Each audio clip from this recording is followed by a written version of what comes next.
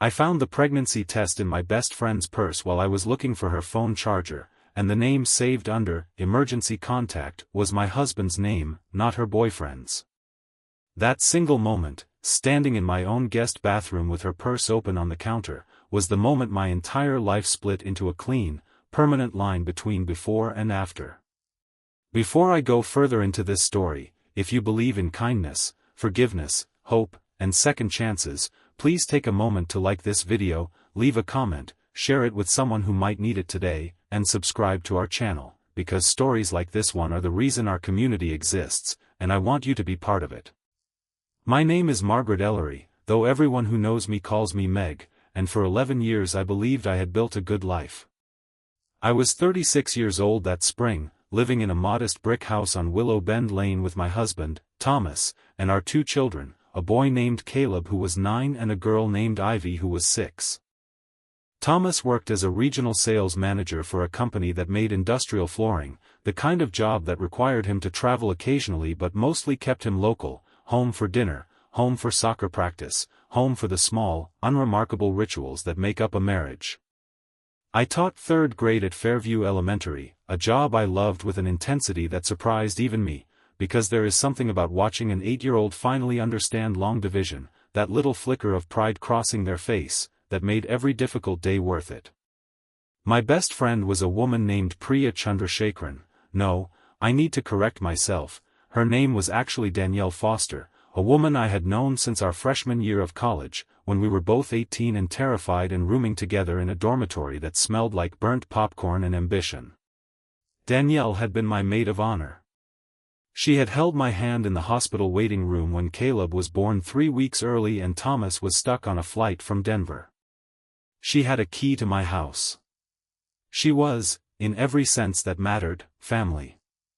Danielle's life had taken a harder road than mine. She had married young, to a man named Gregory who turned out to be unfaithful and unkind, and the divorce had left her financially strained and emotionally raw. When she moved back to our town 2 years before the events of this story, I did what I thought any good friend would do. I welcomed her in. I invited her to Sunday dinners. I gave her a spare key so she could water our plants when we traveled. I never once considered that inviting her closer to my family would mean inviting her closer to my husband, because that thought would have required me to believe that either of them was capable of such a betrayal, and I did not believe that, not for one single day. Not until the afternoon I found that purse. I want to take you back further, though, before the discovery, because I think it matters to understand what my marriage looked like on the surface, the version of it that I believed in with my whole chest.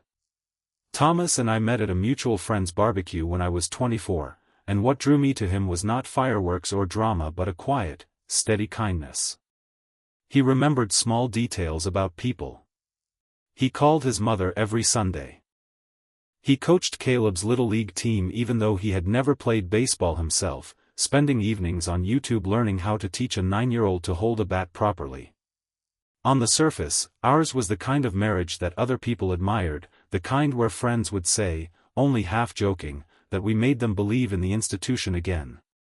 I share this not to make what happened more painful for you to hear, though I know it will be, but because I think betrayal cuts deepest when it comes wrapped in a life that looked, from every angle, like safety. The unraveling began in small, forgettable ways, the way these things almost always do. Thomas started staying later at the office, which I attributed to a big quarterly push his company was making. Danielle began finding reasons to swing by the house on weekday afternoons, always with a plausible excuse, a book she wanted to lend me, a recipe she wanted to share, though she rarely stayed to actually visit with me, often leaving again within 20 minutes as though her real purpose had already been accomplished before I even opened the door. I noticed Thomas checking his phone more, angling the screen away from me at the dinner table, a habit so small I almost didn't register it as a habit at all. If someone had told me, during those months, that I was living inside the opening chapters of an affair, I would have laughed, not out of arrogance but out of genuine disbelief, because the 2 people orchestrating it were the 2 people I trusted most completely in the world, and trust like that does not announce its own erosion. It simply crumbles quietly, brick by brick, while you are busy grading spelling tests and packing school lunches and believing, with your whole foolish heart, that your foundation is solid. The afternoon everything broke open began ordinarily enough. It was a Tuesday in early April, and I had come home early from school because of a teacher in service day, the kind of unplanned free afternoon that felt like a small gift. Danielle had asked to stop by to borrow a hair straightener, since hers had broken and she had a date that evening, and I told her to just let herself in with her key if I wasn't back yet, since I had a dentist appointment that ran into the early afternoon.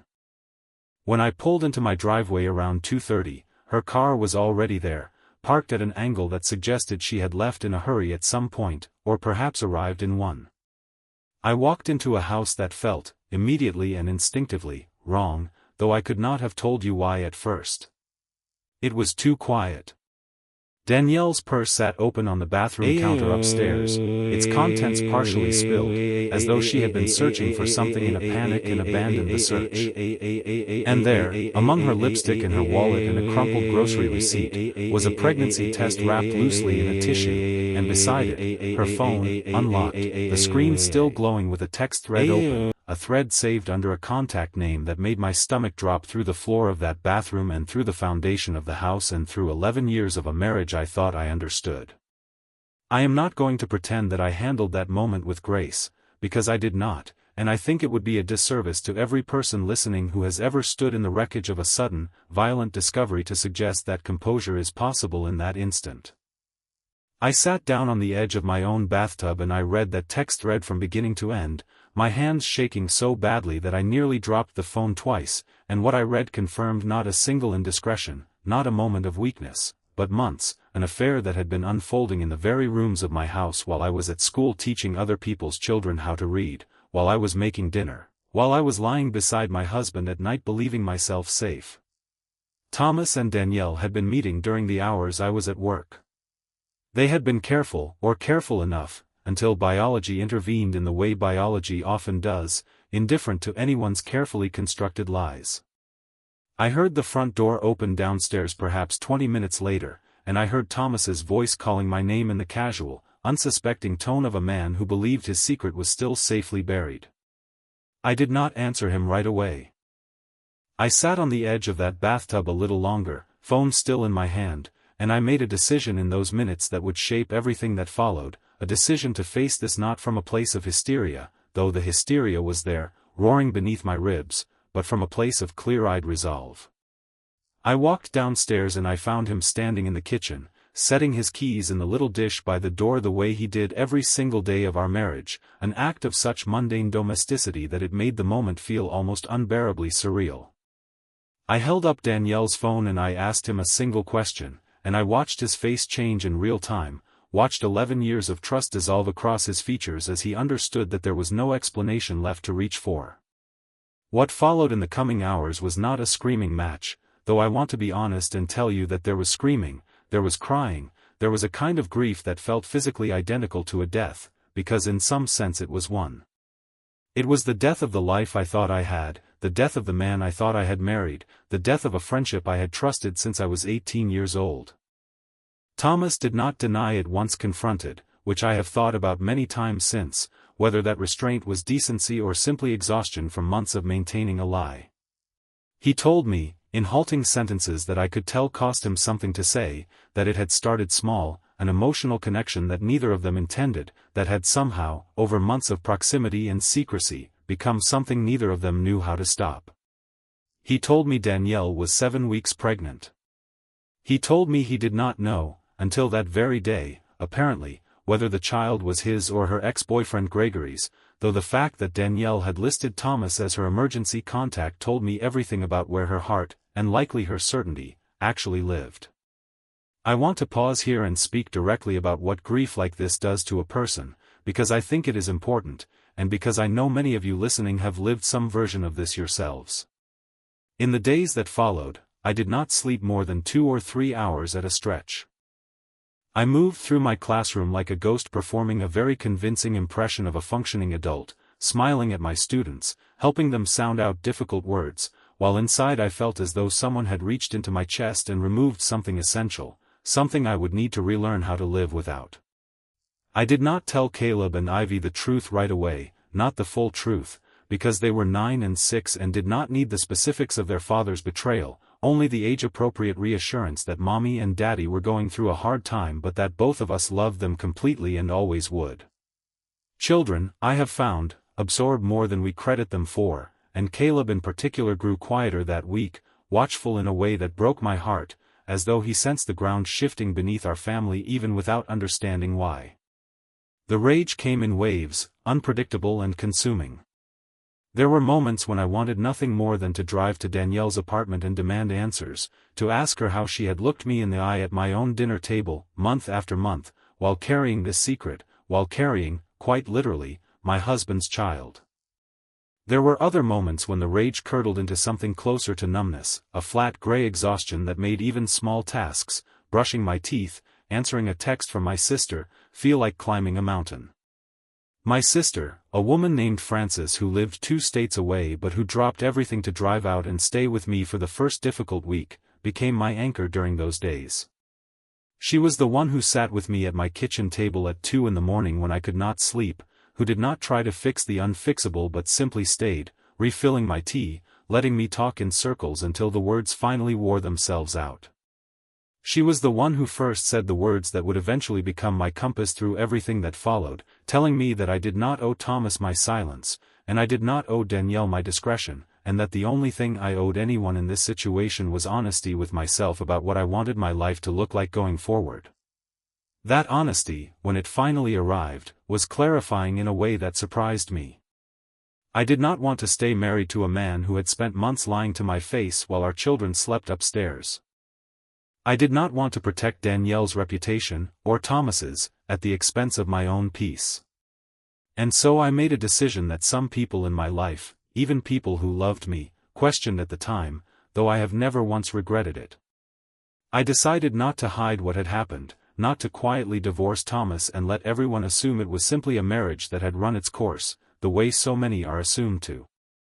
I decided to tell the truth, plainly and without cruelty, to the people who deserved to know it, because I had spent 11 years being the person who smoothed things over, who kept the peace, who absorbed discomfort so that everyone around me could remain comfortable, and I was done doing that at the cost of my own dignity.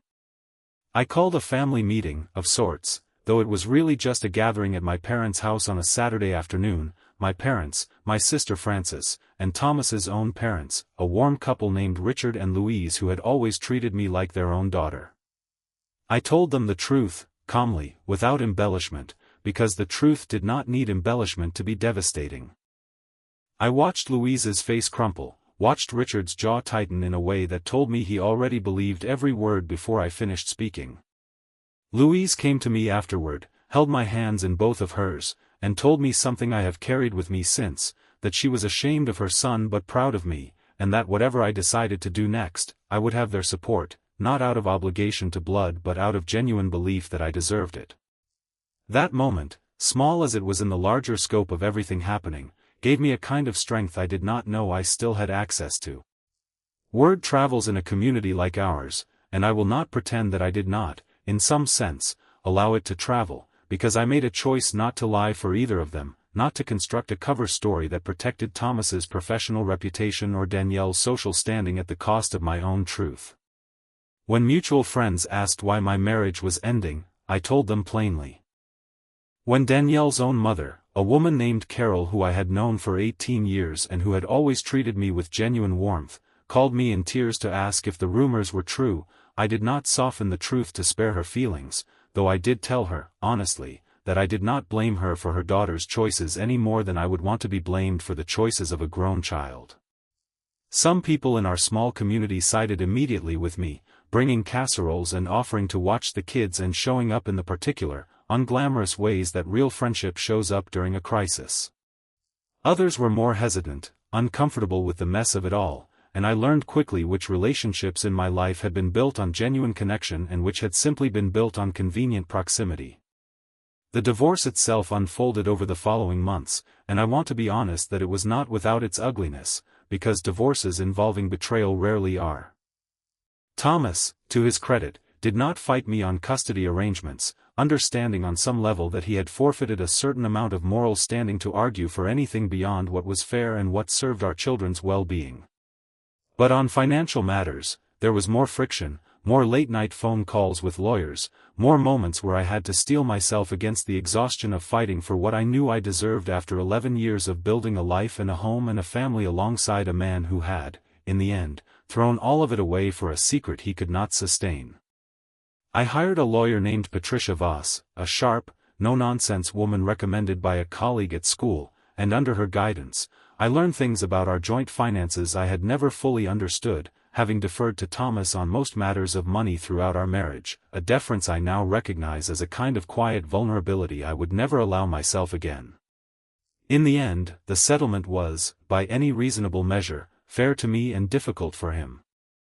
I kept the house on Willow Bend Lane, the home where our children had grown up, where their height marks were still penciled into the doorframe of the pantry. I received a significant portion of the retirement accounts we had built together, in recognition of the fact that I had scaled back my own career trajectory over the years to be more present for our children, taking on fewer after-school responsibilities, turning down opportunities for advancement, in ways that had quietly benefited our family's stability while limiting my own earning potential. Thomas, meanwhile, was left with debts he had not fully disclosed to me during the marriage, debts I later learned were connected to gifts and outings during the affair itself, expensive dinners and a weekend trip to the coast that I had believed, at the time, was a solo work conference. When the final papers were signed, he left that meeting with considerably less than he had entered the marriage with, not because I sought to punish him financially out of spite, though I will not pretend there was no satisfaction in it, but because the truth of our shared history, laid out plainly in numbers and documents, simply supported what was fair. I want to talk now about Danielle, because her story ran parallel to mine during those months, and because what happened to her illustrates something important about the nature of the choices we make and the consequences that follow them, consequences that no amount of charm or history or shared memory can fully soften. When the pregnancy became public knowledge in the way that these things inevitably do in a close community, Danielle found herself increasingly isolated. Her ex-husband Gregory, from whom she was already divorced, used the affair as ammunition in an ongoing dispute over their own shared custody arrangement, arguing, not without some legal merit, that her judgment and stability were in question. Her mother Carol, though she loved her daughter fiercely, was heartbroken and struggled for months to reconcile the woman she had raised with the woman capable of what Danielle had done, and their relationship grew strained in ways that caused Danielle real and visible pain when I occasionally saw her around town in the months that followed, thinner, quieter, carrying herself like someone who understood, perhaps for the first time in her life, the true weight of a choice made in secret. Thomas moved into a small apartment across town, the kind of place that men in his situation often end up in, sparsely furnished, temporary feeling even after months had passed. He and Danielle did not, as it turned out, stay together in any romantic sense once the dust settled, and I have thought many times about what that says about the nature of what they built, whether what existed between them was ever truly love or whether it was simply the intoxicating pull of secrecy and risk, a feeling that could not survive daylight and consequence and the mundane reality of actually building a life together in the open. Their son, a boy they eventually named Oliver, was born in the early winter following that terrible spring, and Thomas, despite everything, showed up for that responsibility in the ways he could, financially and in terms of visitation, though I know from mutual acquaintances that the early days of co-parenting a newborn with a woman he was no longer in a relationship with, all while managing visitation with Caleb and Ivy, weighed on him heavily, a complexity of his own making that he now had to live inside every single day. I share these details not out of a desire to dwell on their suffering, because I want to be honest that a story about betrayal that ends only in punishment is not, in my view, a complete or particularly nourishing story, but because I think it matters to show that consequences are real, that the world does not simply absorb these choices without cost, and that watching those consequences unfold, even from a distance, was part of my own healing, a confirmation that I had not overreacted, that what happened to me had genuinely mattered. The harder work, though, the work I want to spend the remainder of this story on, was the work of rebuilding, because punishment and justice, however satisfying, do not by themselves put a broken life back together. That work began, unglamorously, with therapy. I started seeing a counselor named Dr. Helena Marsh, a woman in her 60s with silver hair and a manner so gentle it sometimes undid me faster than any confrontation could have, and in her office, once a week, I began the slow process of understanding not just what had been done to me but who I wanted to become in the aftermath of it. I had spent so many years defining myself in relation to other people, as Thomas's wife, as Caleb and Ivy's mother, as Danielle's best friend, that I had lost track, somewhere along the way, of who Margaret Ellery was when she was simply herself, answerable to no one's expectations but her own. Marsh asked me, in one of our early sessions, what I had wanted to do with my life before I became so thoroughly defined by these roles, and I found myself telling her, almost to my own surprise, about a dream I had carried quietly since college, a dream of writing children's books, of creating the kind of stories that had made me fall in love with reading in the first place as a girl growing up in a house that did not have much money but always had library cards.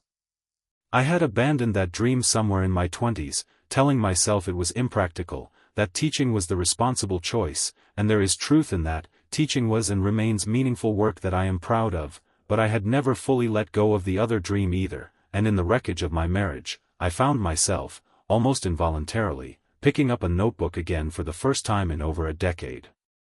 I want to tell you about the year that followed, because I think it is the part of this story that matters most, more than the discovery, more than the divorce, more than watching consequences unfold for the people who hurt me. It was the year I rebuilt, slowly and imperfectly, a life that felt entirely mine. I continued teaching, because I loved it and because my students needed me and because Caleb and Ivy needed the stability of routine more than ever during that period. But in the evenings, after the kids were in bed, I began writing again, first just for myself, fragments of stories about a small fox who was afraid of thunderstorms, about two sisters who built a raft out of broken furniture, stories that let me access a kind of hope and wonder I had not felt access to in months. My sister Frances, who had stayed involved in my life in ways both practical and emotional throughout that entire year, was the one who eventually pushed me to actually submit one of these stories to a publisher, and I remember laughing at her, telling her I was 37 years old with 2 kids and a full-time job, that this was a fantasy for younger, freer people. She told me, in the blunt way sisters are allowed to speak to each other, that I had already survived the hardest thing I would likely ever survive, and that fear of rejection from a publishing house seemed like a fairly small thing to be afraid of by comparison. She was right, of course, in the way that people who love us are so often right about the things we cannot see clearly ourselves. The manuscript I eventually submitted, about the small fox afraid of thunderstorms who learns that being scared and being brave are not opposites but companions, was rejected by the first 3 publishers I sent it to, and I want to be honest about that rejection because I think it matters, because healing is not a straight line and success is not owed to us simply because we have suffered. But the 4th publisher, a small independent press based out of a converted warehouse 2 hours from where I lived, wrote back within 6 weeks asking to see more of my work, and by the following autumn, a year and a half after the day I found that pregnancy test in Danielle's purse, I held my first published book in my hands, a slim hardcover with a fox on the cover, illustrated by an artist named Priscilla Nguyen who had somehow captured exactly the tender, trembling courage I had been trying to describe in words. I cried in the parking lot of the post office where I picked up the box of author copies, sitting in my car for a full 10 minutes before I could compose myself enough to drive home, not out of sadness this time but out of a kind of joy I had genuinely forgotten was available to me, a joy entirely separate from and untouched by anyone else's approval or betrayal. I do not want to suggest that healing arrived neatly or that I became, in some tidy narrative arc, a woman entirely free of anger or grief, because that would not be honest, and I think honesty matters more in a story like this than a falsely tidy resolution. There were setbacks. There was a particularly difficult stretch during Caleb's 11th birthday, when Thomas showed up to the small backyard party we had planned together for the kids' sake, and I watched him laughing easily with our son over a game of cornhole, and felt a fresh, unexpected wave of grief for the family we might have been, had he made different choices, a grief that caught me off guard because I thought, by then, that I had moved past it. There were nights, less frequent as the months went on but never entirely absent, when the old anger would surface unbidden, triggered by something as small as a commercial on television featuring a happy couple, or the sight of Danielle's car, still recognizable to me even after everything, parked outside the grocery store on the other side of town. Healing, I learned through Dr. Marsh's patient guidance, is not the absence of pain but the growing capacity to hold that pain without letting it define every subsequent chapter of your life, and I clung to that idea on the harder days, the way you might cling to a handrail on an unfamiliar staircase. What surprised me most, in the years that followed, was the unexpected relationship that developed between myself and Thomas's parents, Richard and Louise, who remained a steady, loving presence in Caleb and Ivy's lives and, in ways I had not anticipated, in my own life as well. Louise in particular became something like a second mother to me during that period, showing up at my book signing with a bouquet of yellow tulips, my favorite, watching proudly from the front row as I read the Fox story aloud to a small crowd of children sitting cross-legged on a library floor. She told me once, over coffee at her kitchen table, that she had never stopped considering me her daughter, regardless of what her biological son had done to break that bond, and that watching me rebuild my life with such quiet determination had taught her something about resilience she had not expected to learn at her age. That relationship, unconventional as it might seem to outsiders, became one of the genuine gifts to emerge from that terrible spring, proof that family, real family, is built as much through chosen loyalty as through blood or marriage certificates. I also want to tell you about a slower, more complicated development, because I think it matters to the fullness of this story, and that is the eventual, partial reconciliation between myself and Danielle, though I want to be careful in how I describe it, because reconciliation is perhaps too generous or too simple a word for what actually occurred. Roughly 2 years after everything came apart, I ran into Danielle at a school fundraiser, both of us there because our children, in one of the strange small-town coincidences life sometimes offers, ended up attending the same elementary school, Caleb and Ivy alongside her son Oliver, who by then was a toddler with an unmistakable resemblance to his father that I noticed with a complicated pang the first time I saw him. Danielle approached me that evening, visibly nervous, and asked if she could speak with me for a moment outside. I almost said no. I want to be honest about that, because I think it is important for anyone listening who has been betrayed to know that you are never obligated to offer forgiveness or even conversation to someone who has hurt you, that your peace does not require their explanation. But something in me, perhaps curiosity, perhaps the 2 years of hard-won stability that made me feel less breakable than I once had, made me agree. We stood in the parking lot under a late afternoon sun, and Danielle apologized to me in a way that felt, for the first time since everything had happened, genuinely unrehearsed and unguarded. She did not ask for my forgiveness outright, which I respected, understanding perhaps that forgiveness was not hers to request but mine alone to decide, in my own time, if ever. She told me instead that she thought about what she had done to our friendship almost every single day, that raising Oliver largely on her own, watching him grow, had given her an unbearably clear window into what it might feel like to have that kind of trust betrayed by someone she loved, and that the weight of that understanding had followed her constantly since his birth. She told me she did not expect us to ever be close again, that she understood if I never wanted to speak to her beyond the polite necessities required by our children's overlapping school community, but that she needed me to know, regardless of whether it changed anything, that she was sorry, fully and without excuse, for the specific and irreparable damage she had done to me. I did not offer her forgiveness in that parking lot, and I want to be honest that I have still not, even now, fully arrived at whatever forgiveness ultimately means in a situation like this one.